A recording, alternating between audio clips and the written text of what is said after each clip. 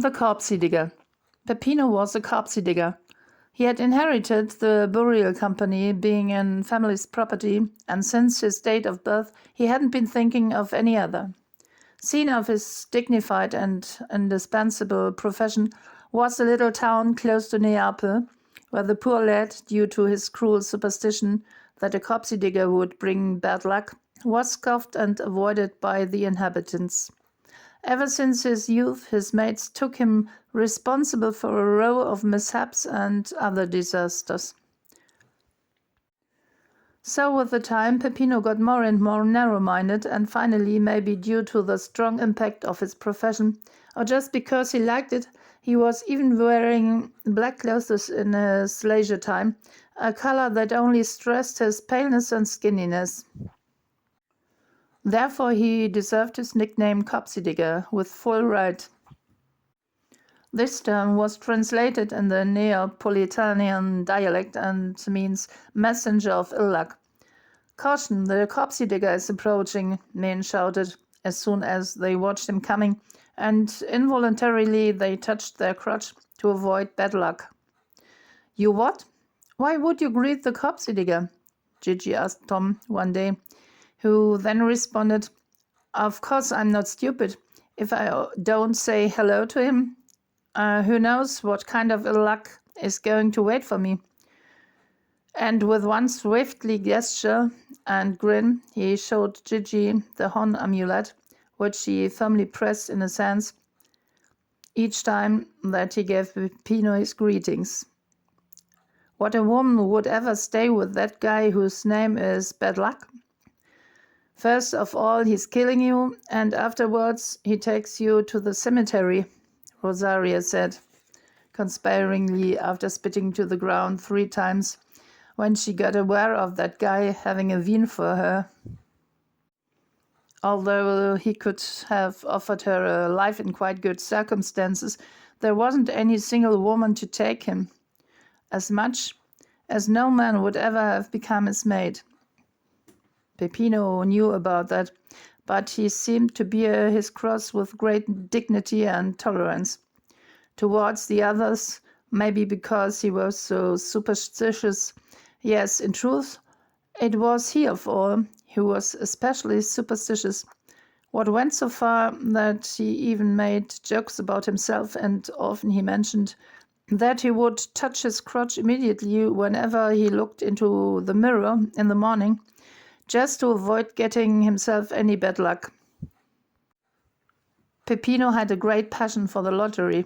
He regularly frequented the bar Diego Maradona, which was the name of a little smoke-loaded pub that had been opening to the honor of the Argentinian football player who had been playing in the team of Neaples. People came to that pub to watch the football games on the big screen, to play cards as well as the lottery. Here Peppino felt at home. The regular guests knew him, and Pierino, the owner, treated him with respect and definite gratefulness. At the death of Peppino's father Toto, Peppino had cared for his wake so nicely and with a little of color and a cloth, in which his father appeared very much alive and happy. Peppino remained with his eyes wet. The other day, Ciro and Gaetano appeared in the bar, having a word with Pierino, who wanted to calm them down, for the 2 of them had already been waiting for their friend Salvatore to play cards with them.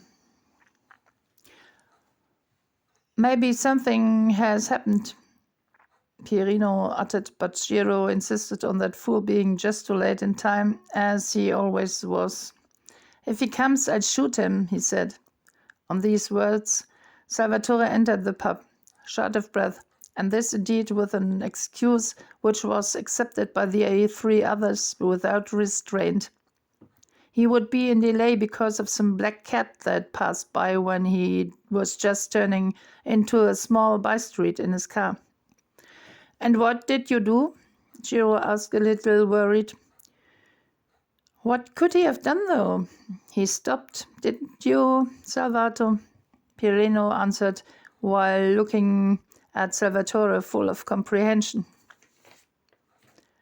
Of course I did. I've been waiting for another car to pass by, but there wasn't any other, and so I've been losing a lot of time, the lady confirmed. No problem, mate. You did right, Ciro said while laying one arm around his shoulder. Then he went on with his face set. However, you can't compare it with what has happened to me the other day. The other stared at him curiously while he was telling about the mishap of his wife Maria Rita some days ago. She broke the mirror she always used for putting on her makeup. Holy shit, that means 7 years of bad luck, the man shouted one voice. Exactly, Ciro added excitedly, and afterwards the ill luck did happen instantly. Being on my way for work, I was running right into that copsy digger with his carriage, which was hopefully full. Ciro intervened, a little concerned, for he knew that only the empty carriages would bring the bad luck. That's the point. It was empty, Ciro desperately yelled. Holy straw, Salvatore cried in fright while Ciro continued. I immediately took the horn amulet from out of the gauntlet compartment, where I used to keep it, in order to give it a touch. I thought and thought, thus I was so much distracted that I bumped right into a fully loaded freight carriage of Don Gennaro's, who is claiming now for compensation. Listening to that story, the friends instinctively touched their crotch. Then they somehow tried to tranquilize Ciro, and meant that they only had to throw some pinch of salt over their friend's shoulder and everything would be all right again. Keep waiting, mate, Peppino encouraged him and went off to get some salt, while Ciro prepared himself solemnly for his ritual. Salvatore decided to forgo one of his many horn amulets to give it to his friend as a present. That's a very special amulet. It has been blessed by the Pope himself, he lied at long last. After Peppino turned out to be the actual cause for all evil, the three of them decided to play a prank on him. Nevertheless, they needed Donna Annunziata for doing that. Aging 60, that woman with her strong makeup had still been working at the lottery's acceptance in a side room of the bar. She was a specialist of smirks. Donna was something in between cashier and magician, and due to her unfailing interpretation capacities, she was even an authority. And that wasn't all. Once started, she read from the dream, even the future. She knew and decoded everything. She knew what sort of dreams meant something good and that, for example, dreams about one's own death would extend one's lifetime. That lies would get you money. That fish would provide you good news. And little children were a symbol of pureness. Though she decoded either those dreams down to perfection, which were foretelling bad luck. Snakes, for example, were told to be a sign of coming grief. Sweets meant bitterness. Gold stood for cheat and betray. And clear water would lead you to future tears. Donna Annunziata always had the right advice for everyone and everything. When the friends from the bar told her about their intention to play a prank on Copsy-Digger, she showed herself surprised and worried. Then she said, "That poor one shall be unhappy enough. You really want to kid him?" However, they convinced her easily, for the prank wasn't that bad, so she didn't have anything else to do than telling Peppino the wrong numbers for his lottery. When he entered the bar, that leap on the chance came up sooner than being thought of. Just on that day, Peppino woke up and somehow he felt uneasy because he had experienced some dream of concerns. In his dream, there was a pretty young and fair-haired woman who had caressed and kissed him. So he had dedicated himself to that good feeling with his eyes closed and yearning, for he hadn't felt such a thing that often in his life before. No sooner than he opened his eyes again, he had to state that this beautiful woman, who had kissed him before, had now been turning into some ancient woman with a teethless smile, whose skin was already hanging down in pieces. He yelled while waking up. He was wet-sweated. He sat in his bed in an upright position. He immediately thought of the good old soul, Liletta, who packed out just the day before, at the age of 100, who was very much alike to the woman in his dream. His sensation of disgust kept lasting for the whole day. Entering the bar, he found his both friends playing cards. Donna Annunziata, the magician, was at the cashier's desk. Without greeting, Peppino went straight towards her, telling her his terrible dream, and the very moment he felt the sweat back on his forehead. Donna Annunziata did like Peppino, and she felt compassion for him. Besides, in the heart of her heart, she hoped for him to take care of herself in the same way he had been taking care of that poor Toto. Maybe he would make efforts on her outer appearance and the wake, if it was once all over and done with her. Yes, maybe he would do this either for her.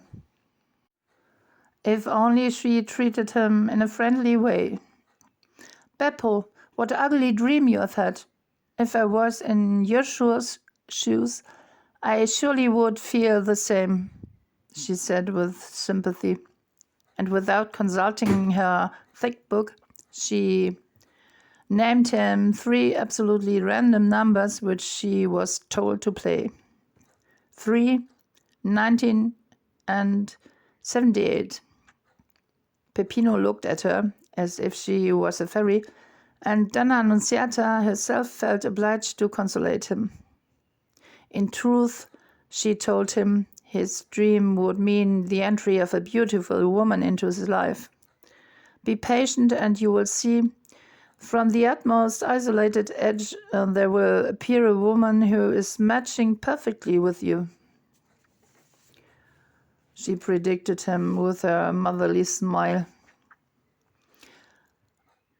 Unfortunately, this beautiful woman has never appeared in Peppino's life.